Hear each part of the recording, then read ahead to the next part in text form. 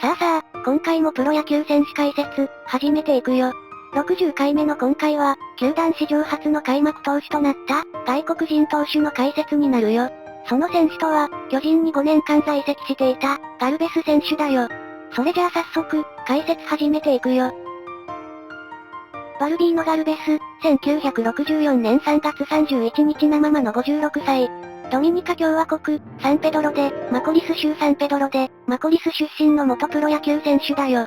1981年にドラフト外で、ロサンゼルスドジャースと契約。1986年にメジャー昇格を果たすが、この年以外はマイナー生活を続けていたよ。1994年にブラザーエレファンツへ入団。1年目から16勝を挙げたよ。翌年も10勝で、2年連続2桁勝利を記録するも、素行不良等の問題により、シーズン途中で解雇されたよ。1996年に、巨人の春季キャンプへ参加を志願すると、テスト生として入団テストを受験し、同年2月22日に合格、入団が決まったよ。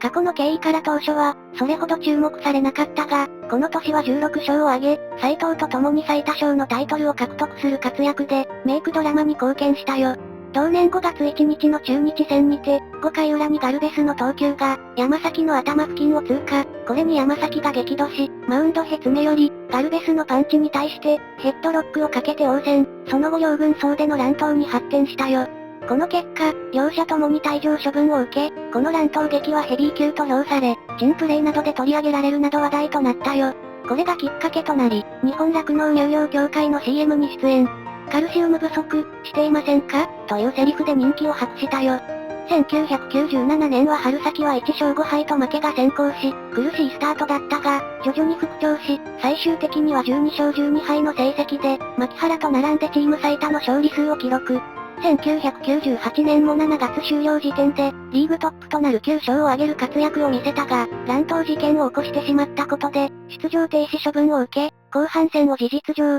棒に振る結果となったよ。そしてこの年限りでの、退団が決定的とする報道もあったが、シーズン終了後に球団と、再契約を結び残留が決定したよ。またこの再契約については、セリーグの審判団が、連盟に対して抗議文を送っているよ。1999年は開幕投手の有力候補であった、桑田の調整遅れもあり、オープン戦で好調だったガルベスに、巨人史上初の、外国人開幕投手の座を任せられたよ。そのガルベスは期待に応え、9回1失点の好投で、勝利投手となっているよ。この年から、打線の援護に恵まれない試合が目立つようになり、防御率は 3.66 と、リーグ7位の数字を残しながら、9勝12敗と初めて負け越したよ。このシーズン終盤には、4連敗を記録し、また、走者を気にしすぎるという弱点も、一向に改善されなかったよ。2000年は阪神から移籍してきた、ダレル・メイヤー、2人の韓国人投手で、外国人投手に枠の座を争うことになったが、開幕ローテーションの座は確保するよ。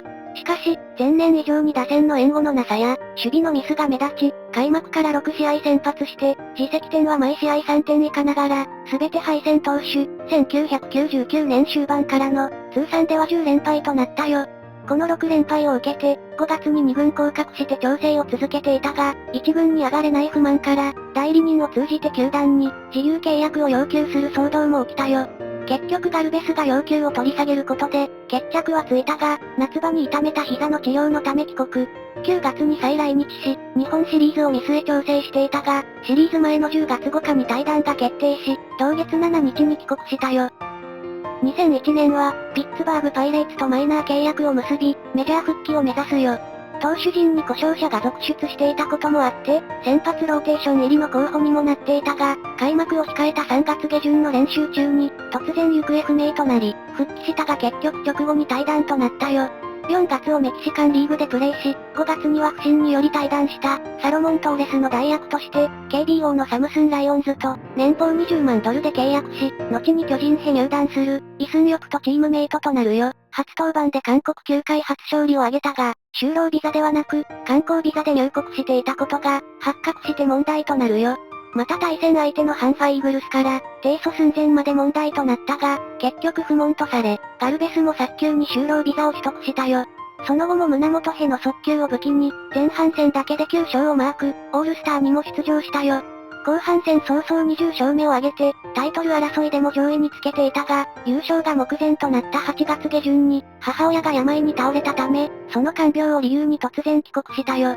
球団は6度にわたって復帰要請するが、ガルベスは何かと理由をつけて延期し、レギュラーシーズン終了まで戻らなかったよ。チームはリーグ優勝し、ガルベスも韓国シリーズ出場のため、10月上旬に復帰するよ。韓国シリーズでは2試合登板するが、タイロン・ウッズに2本塁打を喫するなど、2試合で計10失点と打ち込まれ、シリーズ敗退の一因となったよ。レギュラーシーズンでは10勝4敗、防御率 2.47 と好成績だったが、この年限りで退団したよ。その後はドミニカへ帰国し、2009年頃からは、野球学校の代表として活動しているよ。そしてここからは、エピソードを紹介していくよ。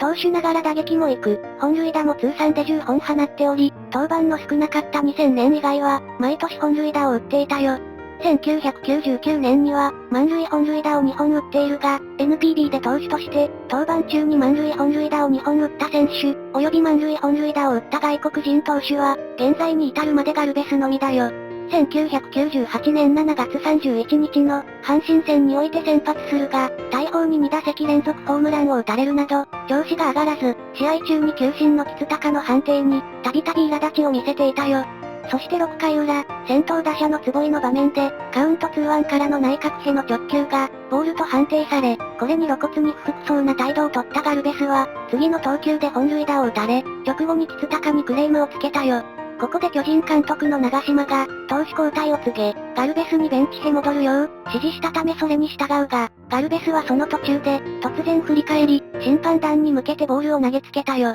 ボールは大きくそれたため、誰にも当たらなかったが、その場で退場を宣告され、キツタカも激高してガルベスの元へ駆け寄り、ガルベスもベンチから出て、乱闘騒ぎになるよ。この際雨に入った吉原は、ガルベスの肘が顔に当たり、口の中を切って出血していたよ。翌8月1日、セントラルリーグは、ガルベスに対し、1998年シーズン残りの出場停止、という処分を下し、巨人も無期限出場停止の処分を下したよ。その後、8月2日の巨人対阪神戦においても、8回表に高橋由伸が、デッドボールを受けて、巨人の打撃コーチを務めていた竹上が、矢野を殴りつけて退場処分を受け、8回裏にも牧原が矢野に死球を与え、これに怒った三塁ベースコーチの大熊が、牧原に掴みかかって退場処分を受けるなど、2度の乱闘騒ぎが発生したよ。巨人と阪神球団は、連名でファンに向け声明文を発表し、2度のトラブルに対し、謝罪の意を表明。また長島は4日、あれだけのことをしでかしておいて、